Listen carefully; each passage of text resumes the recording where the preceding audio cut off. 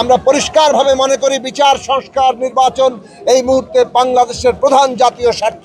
বিজয় দিবস উপলক্ষে আমরা এখানে আমাদের সকল শহীদের প্রতি শ্রদ্ধা জানাতে এসেছি, যারা ৭১ সালের স্বাধীনতা সংগ্রামে, মুক্তিযুদ্ধে তাদের জীবন উৎসর্গ করেছেন।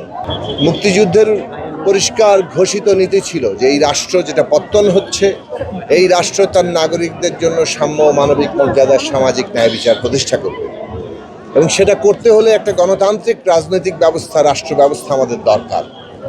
কিন্তু ৫৪ বছরে প্রতিষ্ঠার পর থেকেই আমরা দেখেছি যে এইখানে গণতান্ত্রিক রাজনৈতিক ব্যবস্থা দাঁড়ায়নি। এমনভাবে সাংবিধানিক ক্ষমতা কাঠামো দাঁড়িয়েছে যেখানে একদিকে মানুষের অধিকারের কথা বলা হয়েছে, কিন্তু অন্য হাতে যারাই শাসক হয় তাদের সব কিছু কেড়ে নেওয়ার, শাসকরা জনগণের সকল অধিকার কেড়ে নেওয়ার একটা অধিকার পেয়ে গেছে।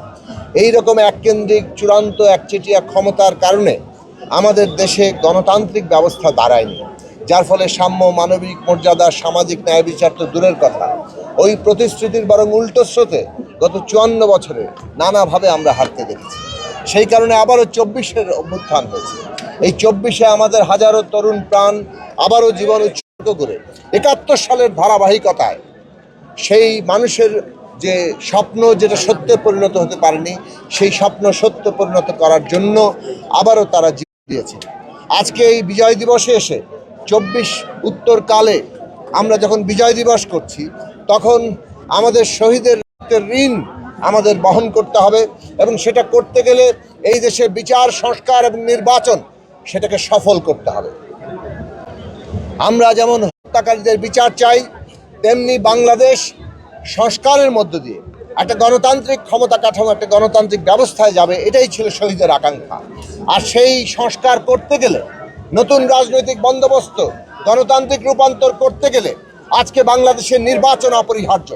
কিন্তু আমরা দেখতে পাচ্ছি পতিত তাদের দেশি বিদেশি যারা পৃষ্ঠপোষক, তারা আজকে আমাদের অভ্যুত্থানের অর্জনকে ব্যর্থ করে দিতে চাইছে। এবং কেবল পতিত নয়, কোন রাজনৈতিক মহল আমরা দেখছি নির্বাচন যাতে পিছিয়ে যায় অথবা নানাভাবে ক্ষতিগ্রস্ত হয় তারও চেষ্টা করছে। আমরা পরিষ্কারভাবে মনে করি বিচার, সংস্কার, নির্বাচন এই মুহূর্তে বাংলাদেশের প্রধান জাতীয় স্বার্থ, এবং যারাই সংস্কার এবং নির্বাচনকে আজকে কোনোভাবে ব্যাহত করবে তারা বাংলাদেশের স্বার্থের বিরুদ্ধে, জনগণের স্বার্থের বিরুদ্ধে অবস্থান নেবে, অভ্যুত্থানের আকাঙ্ক্ষার বিরুদ্ধে অবস্থান নেবে। কাজেই আজকে জনগণকে ঐক্যবদ্ধ থাকতে হবে, এবং এই সংস্কার এবং নির্বাচনের যে পথরেখা, বিচারের যে পথরেখা, সেইটাকে সফল করতে হবে। আজকে পতিত গুপ্তর মধ্য দিয়ে এই পুরো নির্বাচনের পরিবেশকে বানচাল করতে চাইছে।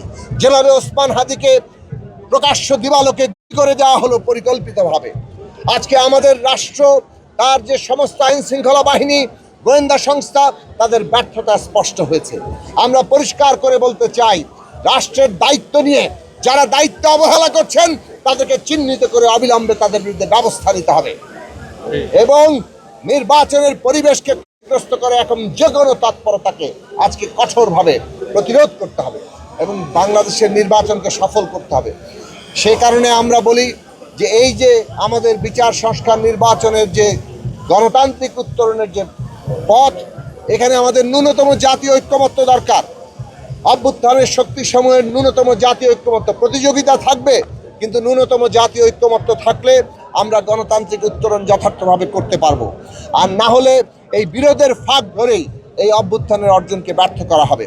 কাজেই বিচার এবং সংস্কার এবং নির্বাচনের যে পথরেখা, এইটাকে সফল করার জন্য জনগণের ঐক্য যদি তৈরি হয়, কোনো শক্তি, কোনো ষড়যন্ত্রকারী এটাকে ব্যর্থ করতে পারবে না।